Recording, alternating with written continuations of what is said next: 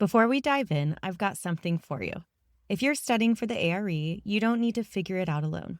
Inside my free resource hub, you'll find study guides, resource guides, pop quizzes, and other tools designed to make exam prep a whole lot easier.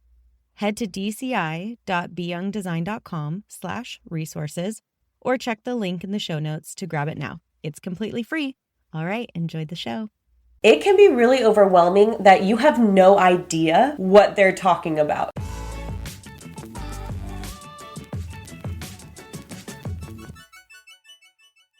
One of the biggest things that people deal with when they're going through their exams, and one of the things that can really halt people from getting started or getting back in it or staying consistent, is being overwhelmed. And overwhelm is a really broad topic. What exactly is overwhelm? I mean, I could feel overwhelmed by a dinner choice, or I could feel overwhelmed by having to pass my next ARE, right? So overwhelm is kind of a big, broad thing. So today I want to dive into understanding kind of a little bit more about what overwhelm is and then how we can manage it. What are some tips that we can do to make it a little less overwhelming, and so that you're not constantly sitting there throwing your hands up feeling like, oh, I'm just so overwhelmed, because I know so many of us say that exact thing. So first, let's just dive into what exactly is overwhelm. There is a few different types of overwhelm. And for this, obviously, I'm going to kind of discuss it based on the exams. So the first one that I want to dive into is content overload. So when we are learning new things, it's really easy to become overwhelmed, but it means we're learning. So, when you're learning to ride a bike, it can feel really overwhelming at first because you're having to figure it all out. You're learning new things. And with the exams, you're not only learning new skills, but you may be learning totally new concepts, new vocabulary, all that good stuff. So content overload can quickly become overwhelming. And this is seen even in the very beginning when you go on NCARB's resource list in the ARE handbook. Even that resource list can quickly push you into overwhelm because there is so much content in there that the idea that you have to now go in there and understand all that, be tested on that is very quickly overwhelming. So understanding that is normal, that's likely going to happen so that you can create some tools in order to manage that is super important. Now, again, we have 6 exams to take. So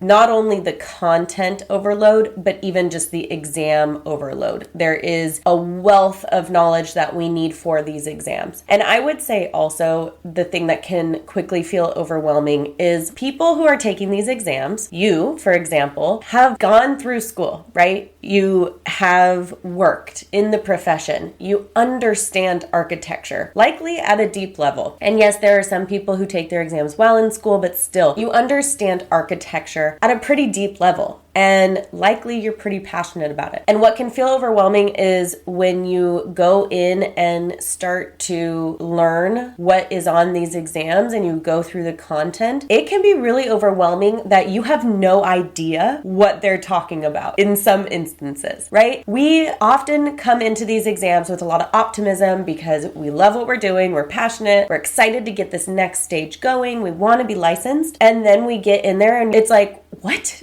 did I even go to school? Am I starting from scratch? What even is this? It's like a master's. It's like a PhD. So that can feel overwhelming because we've already done so much and now it's feeling like we have to do more from scratch. So I will let you know that yes, there's a lot of stuff on the AREs that we didn't necessarily learn in school, or maybe it was quickly brushed upon. And it makes sense because then basically school would just be about the AREs, but school's really about how do you think like an architect, how do you design, how do you work with clients, how do you give presentations, how can you create designs and then be able to speak through those designs and convey those to a client, which is critical. And that's not really what the AREs are teaching you. The AREs are teaching you the fundamentals, how to run a business, how to run a successful project, all the different stages of that, the health, the safety, the environment, all that stuff, which of course is critical for a building, but it's almost like school is like this foundation to then get you to the AREs. So that content overload can feel quickly overwhelming. And again, we'll go through kind of some tools to help with that. But before we do, I want to just dive into two more other types of overwhelm. So the second one I want to talk about is time management. Most of us taking these exams are not just taking the exams. We're also working, we have families, we have other things going on. And so the time management aspect of balancing all of that can quickly feel overwhelming. And it's really important during this time to create priorities and make sure that you are prioritizing what is most important to you in order to alleviate some of that overwhelm for time management, because even so much as like an added lunch with a friend that you don't really even want to do, or you haven't even seen that person in 10 years, even that can quickly throw you into overwhelm for time management. So just be aware of that. Again, there's tools that we can work on for time management to alleviate that a little bit. The next one is test anxiety. This is a huge one. There's a lot of pressure to pass and to do well on these exams because it means the next stage of our career. It may mean a increase in salary. It may mean a totally different job position. It may mean quitting your job and going off and starting your own architecture firm. So there's a lot of pressure that we put on ourselves, that our employers possibly put on us, that other peers put on us, and then possibly family that put on us as well. So that in itself, that test anxiety can quickly feel overwhelming. And so that is a different sort of overwhelm. It's more of an emotional overwhelm. And a lot of times our brain is doing our best to protect ourselves at all times. And so if our brain perceives a threat of any kind, then it will shut down. And so if we start looking at the exam as a threat because we might not pass, it's emotionally overwhelming, then our brain is going to start shutting off and procrastinating and avoiding taking the exams, avoiding that feeling and avoiding that situation that's going to put us in an uncomfortable position. And so having that anxiety around the test, having that added pressure can quickly turn us into overwhelm, which can lead to burnout. So it's really important to manage test anxiety and manage the pressure that we ourselves put on us and the pressure that the outside forces are putting on us as well. Okay, so let's talk about some strategies, because yes, it's important to know what is wrong or why we're having these issues, but it's more important to know what are some strategies that can help us so that we can prevent being overwhelmed, prevent the chaos of it all, and do amazing.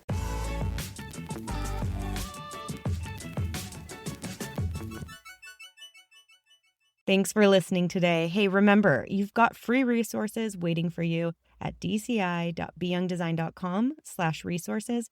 And when you're ready for deeper support and to come hang out with us, join us inside the ABC Club and ABC Club Premium, where you are going to get the help you need to pass your exam and actually enjoy the process. So don't let another week go by without moving forward. Take action. You got this. Check the links in the show notes and join us inside the club.